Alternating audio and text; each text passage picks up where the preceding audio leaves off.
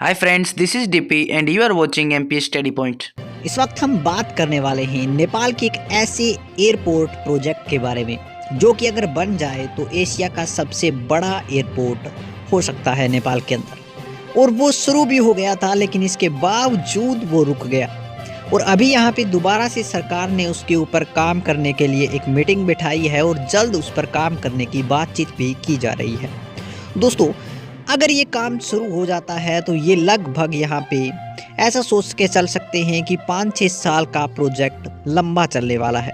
लेकिन जैसे ही ये बनेगा तो एक बहुत विशाल काय एयरपोर्ट का निर्माण होगा, जो कि नेपाल एकमात्र होगा एशिया का देश जिसमें इतना बड़ा एयरपोर्ट बनने वाला है।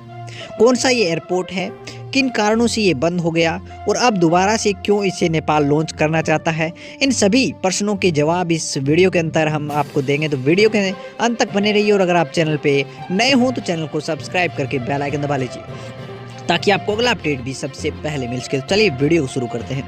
दोस्तों, मैं बात कर रहा हूँ यहाँ पे निजगढ़ अंतर्राष्ट्रीय हवाई अड्डे की, जो कि नेपाली निजगढ़ अंतर्राष्ट्रीय वायुयान के लिए भी जाना जाता है। एक प्रस्तावित हवाई अड्डा भी हम कह सकते हैं उसे, जो नेपाल के मधेश संघीय प्रांत में निजगढ़ शहर के पास काठमांडू के दक्षिण में स्थित 38 किलोमीटर की दूरी पर जो कोलहाबी है वहां पर स्थित है, यानी कि 42 मील कह सकते हैं हम काठमांडू से। इसे यहाँ पे अगर बजट की बात करें तो सबसे ज़्यादा बजट वाला एयरपोर्ट भी कहा जाता है, क्योंकि इस पर जो बजट है वो 6.7 बिलियन अमेरिकी डॉलर की अनुमानित निवेश के साथ 2025 तक पूरा करने का लक्ष्य रखा गया था।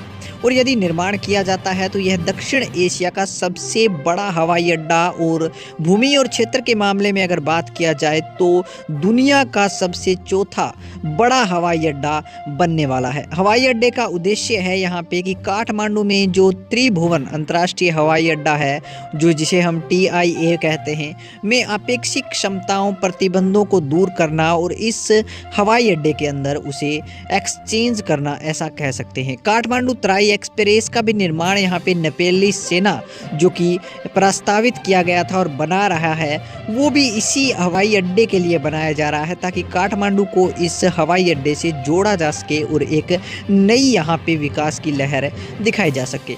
लेकिन ये हवाई अड्डा बंद हो गया। इसका बड़ा रीज़न ये था कि पाकिस्तानी एक एयरक्राफ्ट क्रैश हो गया, जो कि जिसके अंदर 113 से लेकर 115 तक यहाँ पे जीवन बताए जा रहे थे, जो कि दुर्घटना में कोई जान खो बैठे, कई ऐसे भी थे जो यहाँ पे अपाहिज हो गए, जिसकी वजह से इसे बताया जा रहा है कि जो निजगढ़ का यहाँ पे जो एरिया सेलेक्ट किया गया है वो सही नहीं है।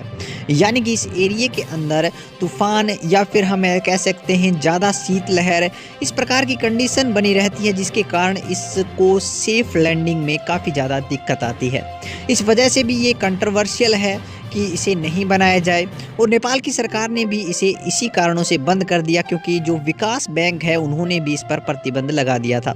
उसके बाद यहाँ पे निजगढ़ का जो ये हवाई अड्डा है वो कोर्ट में चला गया, लेकिन कोर्ट का अभी तक कोई फैसला नहीं आया।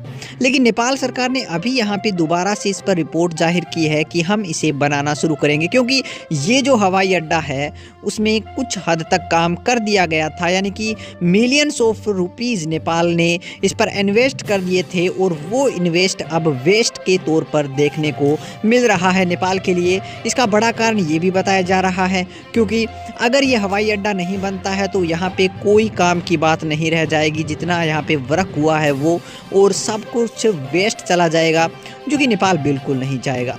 इसलिए यहाँ पे नेपाल ने एक बहुत बड़ी यहाँ पे परियोजना के अकॉर्डिंग कहा है कि हमारे फेवर में जाएगा ये फैसला जो कि कोर्ट में गया है निजगढ़ हवाई अड्डे के लिए, लेकिन हमें उससे पहले ही तैयारी करनी पड़ेगी।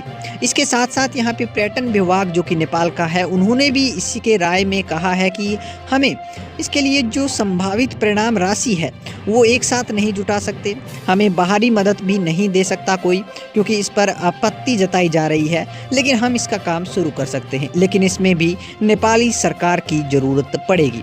नेपाली सरकार अगर चाहे तो बजट के मामले में वो यहाँ पे थोड़ा थोड़ा करके इसमें लगा सकते हैं। प्रत्येक साल अगर हम 6 अरब डॉलर लगाएं, इसमें इन्वेस्ट करें तो हम कह सकते हैं कि ये जो हवाई अड्डा है वो आने वाले 5 या 6 साल के अंदर अंदर बनकर तैयार हो सकता है, जो कि हमारा पहले जो इन्वेस्ट किया गया है वो भी काम में आ जाएगा और एक सबसे बड़ा हवाई अड्डा भी बन जाएगा, जिससे कि नेपाल को काफ़ी ज़्यादा यहाँ पे प्रॉफिट होने वाला है। लेकिन सितंबर 2019 में सरकार द्वारा हवाई अड्डे के निर्माण के लिए संभावित जो बोलीदाताओं को आमंत्रित किया गया था, उसमें केवल और केवल स्विट्जरलैंड स्थित जो जुखिरिया एयरपोर्ट इंटरनेशनल एकमात्र ऐसा शॉर्टकट था जो कि इसका उम्मीदवार था, और उसने निर्माण और संचालन के लिए आधिकारिक आवश्यकताओं को पूरा करने के लिए जो अनुमानित राशि है उसे तय करने के लिए भी यहाँ पे आए थे। लेकिन इससे पहले की जो ज्वेलरीज एयरपोर्ट इंटरनेशनल की अपनी निवेश योजना या फिर प्रस्ताव के लिए अनुरोध भेजकर परियोजना को स्वीकार किया गया था, कोविड-19 ने दुनिया में मंदी को धकेल दिया और ये चीज़ भी नेपाल को काफ़ी ज़्यादा सता रही है। अब नेपाल सरकार चाहकर भी इतना जल्दी ये फैसला नहीं ले सकती कि प्रत्येक साल वो पर्यटन को, जो पर्यटन विभाग है उसको इतना रुपया दे और उसके ऊपर यहाँ पे निजगढ़ एयरपोर्ट के ऊपर काम कर सके।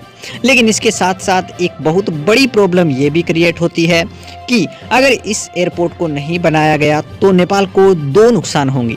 एक सबसे बड़ा नुकसान ये कि पर्यटन की दृष्टि से जो लाभ होने वाला था वो नहीं होगा, यानी कि उसके लिए कोई अदर यहाँ पे साइड वे निकालना पड़ेगा। और दूसरा नुकसान ये भी कि जितना यहाँ पे खर्च किया गया है उसका कोई यहाँ पे भरपाई नहीं कर पाएगा। जितना यहाँ पे इस एयरपोर्ट के अंदर निर्माण कार्य हुआ है उसका कोई मतलब नहीं रह जाएगा। तो नेपाल अब क्या करे? तो यहाँ पे ऑप्शन यही बचता है कि नेपाल किसी न किसी तरह से इसका जो प्रोजेक्ट है उसको कंप्लीट करने पर ही ध्यान दे।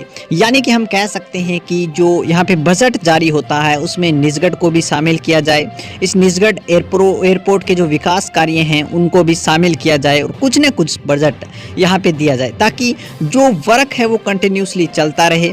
और पर्यटन विभाग का ये भी कहना है कि अगर वर्क चलता रहता है तो कभी न कभी पूरा भी जरूर होगा। और हमें भी यही चाहिए कि जो निजगढ़ एयरपोर्ट है वो धीरे धीरे ही सही, या फिर हम ऐसे कह सकते हैं कि जहां 5 साल लगने हैं वहां पे 7 साल लग जाएं तो भी कोई दिक्कत नहीं है। लेकिन अगर ये एयरपोर्ट कंप्लीट होता है तो कहीं ना कहीं बढ़िया बात होती है। लेकिन अगर हम शुरुआत ही नहीं करेंगे इस चीज़ की तो ये जो चीज़ें हैं वो हमारे लिए ही कल को बेहतर से बदतर बनती हुई नज़र आती हुई दिखाई देंगी।